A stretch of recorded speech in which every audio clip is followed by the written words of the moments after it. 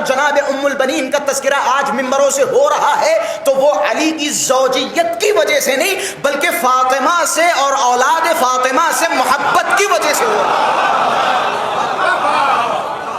اولاد فاطمہ سے محبت کی وجہ سے۔ جناب عقیل کو امیر المومنین نے بلایا، جناب عقیل سے فرمایا عقیل میرے لیے کوئی ایسی بیوی تلاش کرو جو شجاع قبیلے سے تعلق رکھتی ہو، بہادر خاندان سے تعلق رکھتی ہو، تاکہ اس سے ایک بہادر بیٹا دنیا میں آ سکے۔ خود جناب عقیل انصاب عرب کے ماہر تھے لیکن علی سے زیادہ ماہر نہیں تھے، علی سے زیادہ پڑھے لکھے نہیں تھے، علی سے زیادہ جاننے والے نہیں تھے، لیکن پھر عقیل سے امیر المومنین کیوں فرما رہے ہیں عقیل میرے لیے بہادر خاتون تلاش کرو؟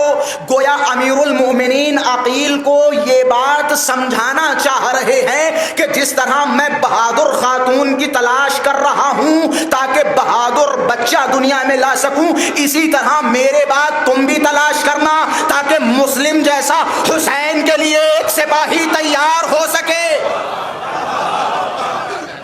تم بھی تلاش کرو، تم بھی تلاش کرو۔ جناب عقیل نے کہ مولا ایک قبیلہ ہے بنی کلاب، اگر عرب کی تاریخ میں جائیں تو بہترین نیزے چلانے والے خاندان بنی کلاب سے ہیں، بہترین گھڑ سوار خاندان بنی کلاب سے ہیں، بہترین تلواریں چلانے والے خاندان بنی کلاب سے۔ مولا کی خدمت میں آئے کہ مولا یہ خاندان آپ کے لیے مناسب ہے، عرب کے بہترین جنگجو اس خاندان سے تعلق رکھتے، مولا اگر آپ اجازت دیں تو بسم اللہ۔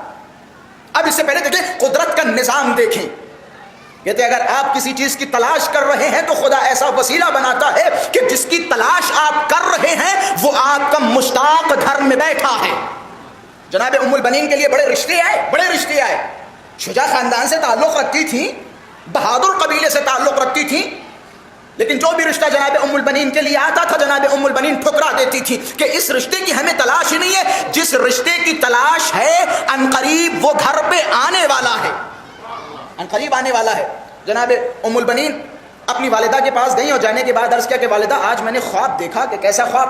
کہ میں ایک باغ میں بیٹھی ہوئی ہوں، میں نے دیکھا سورج چمک رہا ہے، آسمان پہ ستارے چھائے ہوئے ہیں، زمین کا فرش بچھا ہوا ہے، کواکب نظر آ رہے ہیں، خدا کا جمال خدا کا حسن چیزوں میں محسوس کر رہی ہوں۔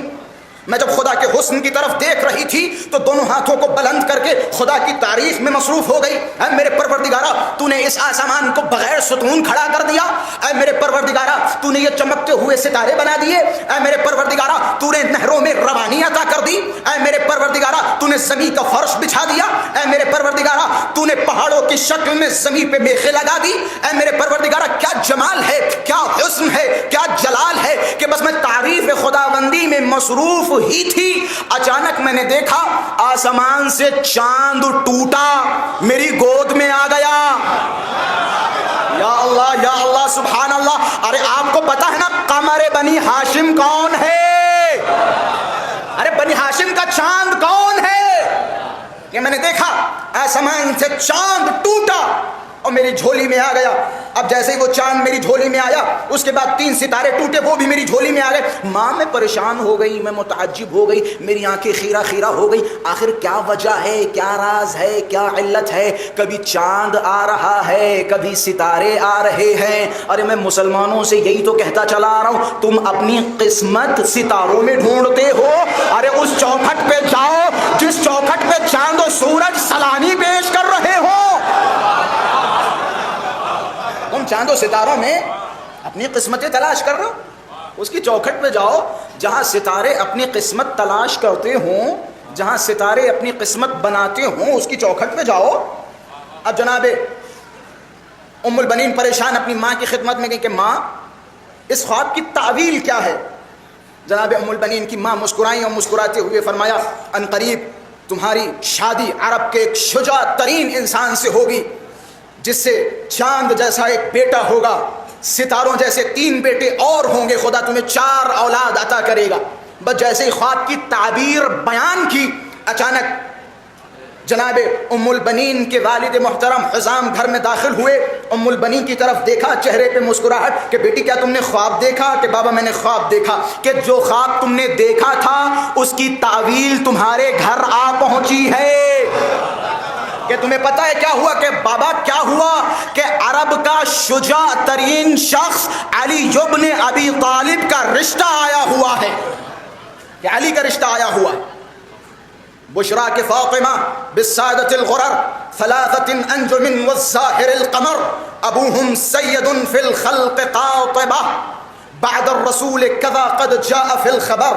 اے فاطمہ، یہ ندائے غیبی تھی فاطمہ خزام کے لیے. اے فاطمہ تمہیں مبارک ہو، خدا نے تمہیں ایک عظیم اور بزرگ سیدوں سے نوازا ہے. ایک چاند عطا کیا ہے، 3 ستارے عطا کیے ہیں.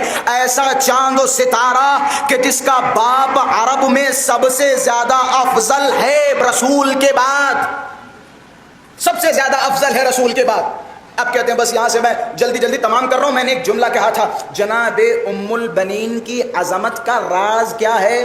زوجہ ہونا عظمت کا راز نہیں ہے. بس یہاں سے کچھ جملے احساسی جملے. جناب ام البنین کا رشتہ امیر المؤمنین کے ساتھ ہوا گھر میں پہلا دن. بس یہی سے دلیل دے رہا ہوں جناب ام البنین کا جو آج اس منبر سے میں تذکرہ کر رہا ہوں، اس کی وجہ کیا ہے. اور آپ جو سن رہے ہیں جناب ام البنین کا تذکرہ، اس کی علت کیا ہے، وجہ کیا ہے؟ علی کی تو اور بھی زوجہ تھیں، ان کا تذکرہ کیوں نہیں؟ چھٹے مولا نے ایک شادی کی، بیوی گھر پہ آئی، مولا نے فضائل علی بیان کرنا شروع کیے. جیسے فضائل علی بیان کرنا شروع کیے تو زوجہ نے مولا کی طرف خطاب کیا کہ مولا کوئی اور بات کریں. پھر مولا نے فضائل علی بیان کیے، پھر یہ جملہ کہ مولا کوئی اور بات کہیں. روایتوں کے جملے چھٹے امام نے خطاب کیا کہ میں اس جسم کو اپنے جسم سے مس ہونے نہیں دینا چاہتا جو جسم جہنم کا ایندھن ہو. جملہ کہہ دیا میں نے. مولا نے فرمایا جس میں فضائل علی سننے کی تاب نہ ہو وہ جہنم کا ایندھن ہوتا ہے.